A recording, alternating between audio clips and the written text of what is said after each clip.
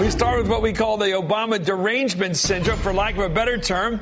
Ron Christie's a Republican strategist who is not deranged. He worked for Vice President Dick Cheney. I'll let that verdict not stand. And Willie Brown is the former mayor of San Francisco, the former Speaker of the House of California. By the way, gentlemen, in a New York Times opinion piece entitled "Why the Antichrist Matters in Politics," history professor Matthew Avery Sutton wrote, quote, "For some evangelicals, President Obama is troubling the specious theories about his place of birth, his international tendencies, his measured support for Israel, and his Nobel Peace Prize fit their long-held expectations about the Antichrist. Millions of voters, like their Depression-era predecessors, feel that the time is short. The sentiment that Mr. Obama is preparing the United States, as President Roosevelt did, for the Antichrist global coalition is likely to grow. Barring the rapture, Mrs. Bachmann or Mr. Perry could well ride the apocalyptic anti-statism of conservative Christians into the Oval Office." I'll tell you, it's hard to make what to say of this, Ron Christie, but go ahead. By the way, here's a heckler last night, just to prove the Times isn't off base. President Obama was heckled in Los Angeles out on the Strip at that club out there where he was speaking in Los Angeles. Let's listen.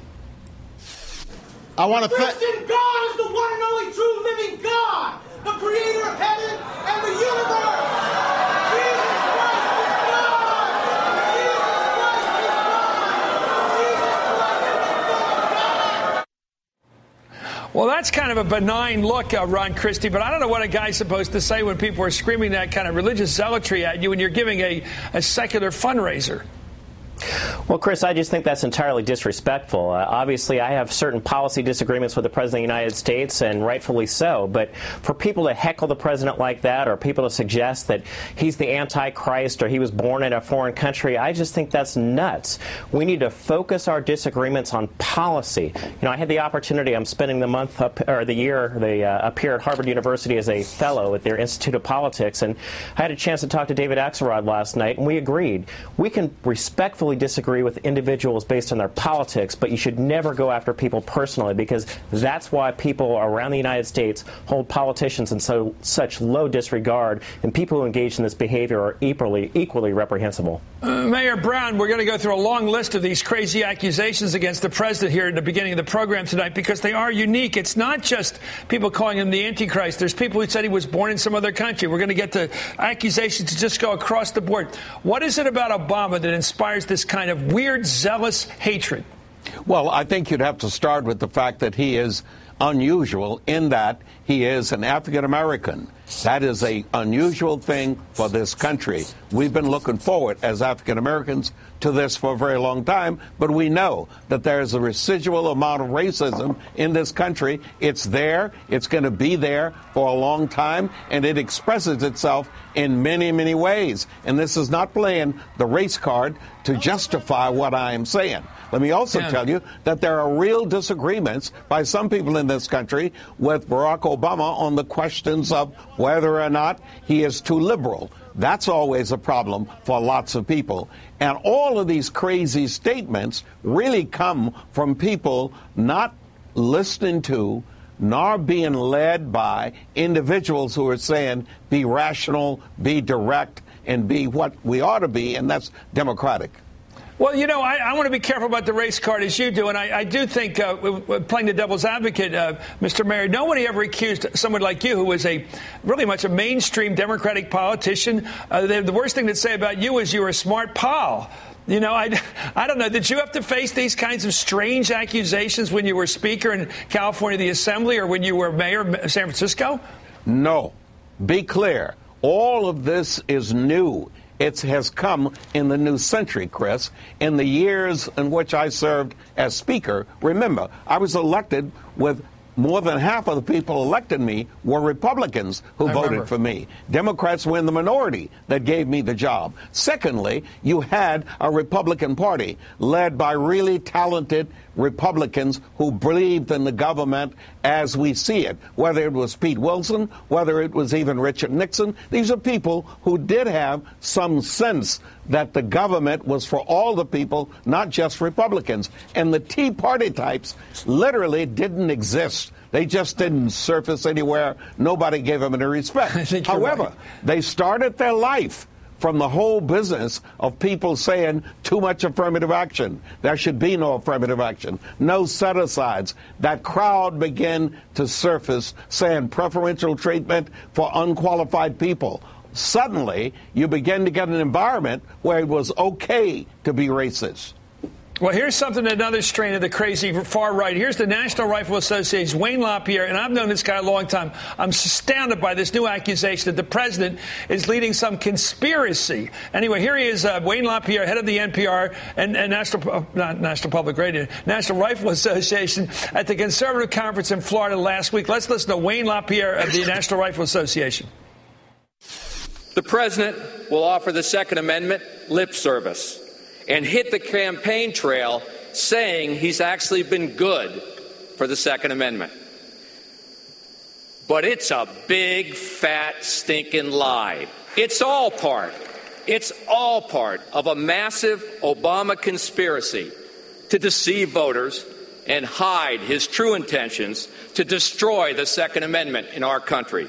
Before the president was even sworn into office, they met and they hatched a conspiracy of public deception to try to guarantee his reelection in 2012. You know, I got to tell you, again, Ron, the language lie, conspiracy, it's almost like, I don't know, Lincoln talking about what was going on in the Civil War below the Mason-Dixon line. I mean, this is Civil War talk about a president of the United States.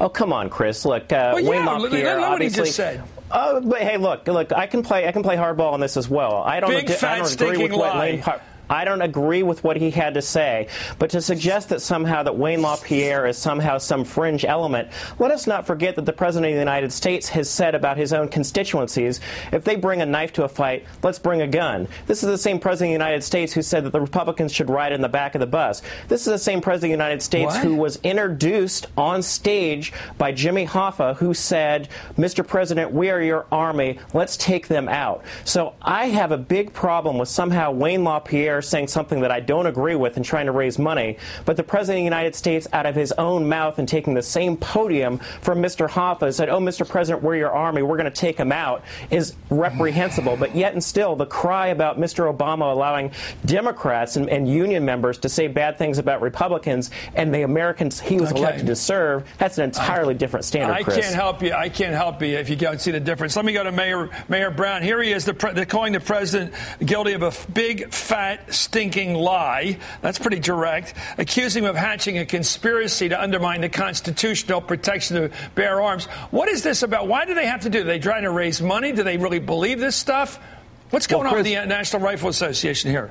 Let me assure you that Barack Obama, as the President of the United States, obviously finds what was said quite disgusting, but he also knows it cannot be translated into a majority that would elect somebody that would advocate what that man was saying, would agree with what he was saying, and would believe what he was saying. And so, in a real sense, from a Democratic standpoint, let people like that keep on talking. They're not discussing whether or not I'm going to have a job. They're not discussing whether or not I'm going to be able to get a loan to build whatever I want to build or to invest in whatever I want to invest. They're not talking about real things. They're not talking about how do you end that war, those two wars that are over there. They're not talking about any of those things. They're talking nonsense, and the public is not following that nonsense. After all, Barack Obama's goal is to get all those young people that were so enthusiastic about his candidacy in 2008. He's got to get them back in.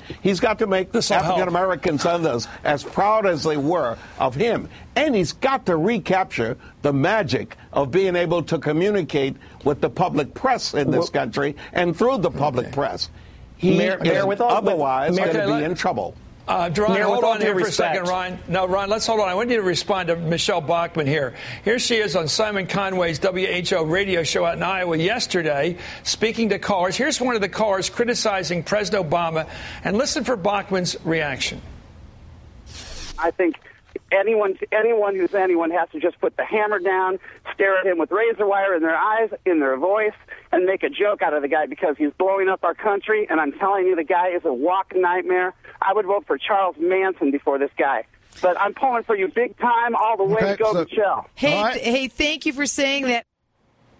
Well, what do you make of that, Ron Christie? I'd vote for Charles Manson rather than that guy. And this is what goes on in the right now. Somebody attacks a gay soldier. Nobody defends them. Somebody says we're going to electrocute 300 people. That's fine. That's applauded. It just seems like there's a pretty angry voice out there on the far right, Ron Christie. I don't know if you share it, but you seem to be defending it. Chris, you've known me for a lot of years. I don't share any sort of dissension when people use that sort of rhetoric. But it's interesting that you point out this is the far right. What Michelle Bachmann should have done is said, I deplore that comment. It's reprehensible. Manson's a murderer. But that's one of her backers, Chris, talking. Chris, that's one isolated individual. That guy's a nut. Bachmann should have said that. But what I find very interesting, and I challenge you on this, Chris, the president took the stage after Hoffman said, Jimmy Hoffa said, well, Mr. President, we're your army. We're going to take out those guys. Then again, of course, you have the president of the United States saying, oh, if they bring a knife, let's bring a gun to the fight. This is the president who said that he was going to inject That's a line from the movie. It's not a line from the movie. That's President. It's Jimmy the cop, played by Sean Connery. Oh, he was Chris, using a movie line from Chicago. Give me a break. Go to the for movies the once same in a while, sort of Ron. You'll see these. It's a line right from a movie character. So it's fine if a liberal Democrat does that, and it's a movie line. Oh, it's excusable. But if it's a Republican individual who doesn't deplore it, or if it's one crank caller, then suddenly they speak for all conservatives. Totally disagree with that. Yeah, well, I think the President of the United States has been even-tempered. That's why I disagree with you, and I think he's put up with crazy talk. Let me get back to this birth thing. Do you know, Mayor Brown, that 1 in 5 Americans today still won't say the President of the United States was born here? There's still a chunk of people out there. We just checked the numbers. This is recent numbers. They're not as bad as they were before the president had to go out and produce his documents like he's coming in from Mexico. He's got to show papers now for these people. But when he did go out to the humiliating step of having to show his birth certificate to these crazies, even after doing that, they remained crazy. 19% are not ready to say he's one of us. Well, I got to tell you, there will be an opportunity for Barack Obama to jam that concept down the throats of anybody who is opposing him. Just think about it. If you got to start out and you're Christie of New Jersey, and you got to start out by saying, I disagree with the person who's questioning whether or not Barack Obama is an American, whether or not he's one of us. That's good stuff for Barack Obama. I hope those nuts continue out there, because it'll make it impossible for Barack Obama to be defeated, even though his numbers are fairly low. Okay, Ron Christie, to respond to your number, 19% of this country's in the crazy calm. Your thoughts, Ron? I can't speak to that. If these people believe that he wasn't born in this country, that's their issue. He's our president. He's the president of the United States. He's been an abject failure. He's failed to reduce the unemployment rate. He's failed to deal with black poverty. He's failed to deal with the unemployment rate. His policies are what is going to doom him for the next election, not the color of his skin or certain fringe elements that don't speak for the Republican Party. The problem is that those fringe elements are all rooting against him, as you are, so they're in league with you. You got to explain to your brother sometimes. Chris, they can think what they want. They are not in league with me. I do not believe people who say that, but they can oppose their president because this is the United States, and you can respectfully disagree with people. You know what I think? I think Mayor Brown's right. I think they're going to drive up the vote for President Obama. Thank you, Ron Christie, for coming on. As always. Thank you, Mayor Brown. Wise man.